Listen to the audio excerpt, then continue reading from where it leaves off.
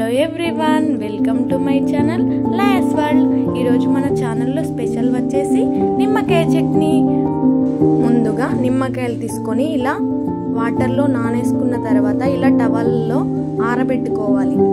ఇలా ఆరేసిన తర్వాత వీడియోలో చూపిస్తున్న విధంగా ఇలా కట్ చేసుకోవాలి.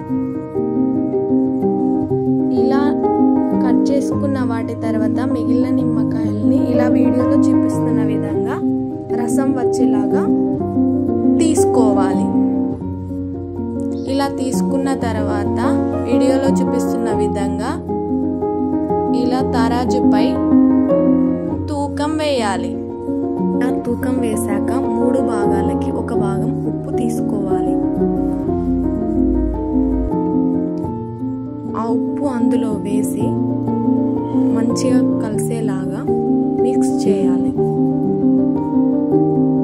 నెక్స్ట్ ఒక బాండీ పెట్టి ఆయిల్ వేసుకొని నువ్వులు, జీలకర్ర, ఆవాలు అండ్ ఎల్లిపాయలు వేసుకొని తాలింపు వేసుకోవాలి.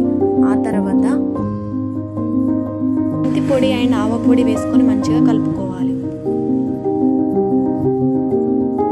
అవి ఒక బౌల్లోకి తీసుకొని దాంట్లో ఈ తాలింపు వేసిన దాంట్లో ఎల్లిపాయ ముద్దని వేసుకోవాలి.